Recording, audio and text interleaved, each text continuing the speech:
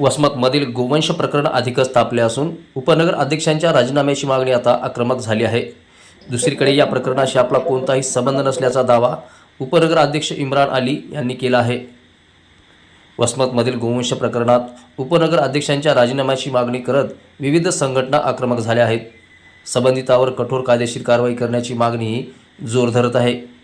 दरम्यान उपनगर अध्यक्ष इम्रान सय्यद नासेर अली यांनी या प्रकरणावर प्रतिक्रिया देताना, या घटनेशी माझा कोणताही संबंध नाही। संबंधित शेत माझ्या मालकीचे असले तरी ते मी एका व्यक्तीला शेती कसण्यासाठी दिले होते। या प्रकरणात माझा राजकीय बळी दिला जात आहे, असा दावा एका व्हिडिओद्वारे अली यांनी केला आहे। मात्र दुसरीकडे आंदोलनकर्त्यांनी या दाव्यावर प्रश्नचिन्ह उपस्थित केले आहे। शेती कसण्यासाठी दिलेल्या शेतात 19 गोवंशीय जनावरे कशासाठी आणण्यात आली, यामागे नेमके कोण आहे याची निपक्ष आणि सखोल चौकशी करून दोषीवर कठोर कारवाई करावी अशी त्यांची मागणी आहे। या प्रकरणाचा तपास सध्या वसमत ग्रामीण पोलिसांकडून सुरू असून तपासानंतरच पुढील वस्तुस्थिती स्पष्ट होणार आहे। या दरम्यान नेमकं आंदोलनकर्त्यांची मागणी काय आणि उपनगराध्यक्ष नेमकं काय म्हणाले, पाहूया या व्हिडिओच्या माध्यमातून।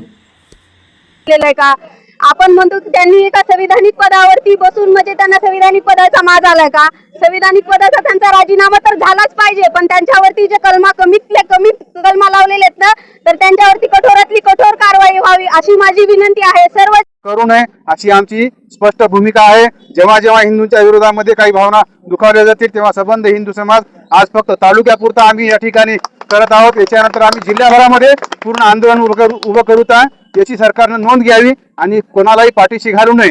त्याचे जे संविधानिक पदावर आहे ते संविधानिक पद त्याचं रद्द झालं पाहिजे अशी कलेक्टर साहेबांना मी विनंती करतो। जय श्रीराम।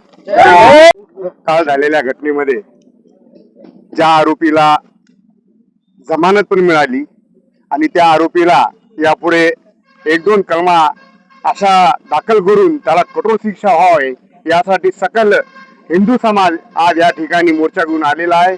प्रशासनाला एकच नम्र विनंती की जी घटना त्यांनी केली ती हिंदू धर्मासाठी फार अत्यंत वाईट आहे आणि त्या घटनेवर प्रशासनाने जास्तीत जास्त त्या आरोपीवर कडक कारवाई करून त्यांना जास्तीत जास्त शिक्षा द्यावी हीच आमची हिंदू सकल समाज। 3 दिवसापासून जे पेपरमध्ये व सोशल मीडियाच्या माध्यमातून माझ्यावर जे पशु संरक्षण कायदा अंतर्गत जो कथित गुन्हा दाखल झालेला आहे त्या कथित गुन्ह्याचा मी आज खुलासा द्यायला तुमच्या समोर आलेलो हो।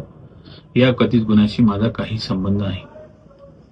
हे सगळ्यांना माहीत आहे। माझा मूळ धंदा हे इलेक्ट्रिकल कॉन्ट्रॅक्टरशिप आहे आणि मी वसमतचा उपनगराध्यक्ष म्हणून सामाजिक कार्य करत आहोत। त्या कामाच्या व्यापामुळे मला सुद्धा वेळ भेटत नाही। त्यासाठी माझी जी शेती आहे ती मी ठोक्यानं एका पाहुण्याला दिली होती। त्या पाहुण्यानं तिथे काय कृत्य केलं हे मला काही याची कल्पना नाही आणि त्याच्याशी माझा काही संबंध पण नाही। आम्ही कोणाचा याच्यातून कोणाचा जर या कृत्याहून माझी जागा होती म्हणून कोणाचं मन दुखलं असेल तर मी जाहीरपणे त्यांना माफी मागतो, परंतु मी 2-2 वेळेस तुम्हाला सांगतो या गुन्ह्याशी माझा काही संबंध नाही। तरीही जेव्हा मला माहीत झालं हे गुन्हा दाखल झाला, मी स्वतःहून माझे जे कागदपत्र होते ते आणून पोलीस स्टेशनमध्ये गेलो। पोलीस स्टेशनला सगळे पेपर सादर केले। जे ठोक्याचा बॉन्ड होता ते बॉन्ड सुद्धा मी पोलीस स्टेशनला सादर केलेले आहे। सदरील जे कोणी याच्यात गुन्हेगार असतील त्याला कठोरचे कठोर शिक्षा व्हावी या मताचा मी आहे। कोणाची धार्मिक भावना दुखवण्याचा आमचा कधी उद्देश नव्हता, कारण माझा धर्म शिकवते की स्वतःचे धर्माचा अभिमान बाळगा आणि दुसऱ्याच्या धर्माचा आदर करा, त्या मताचे आम्ही आहोत। याच्या पुढेही जेव्हा केव्हा मला पोलीस प्रशासन बोलवतील मला या प्रकरणामध्ये मी सहकार्य करायला तयार आहोत। जय हिंद, जय महाराष्ट्र।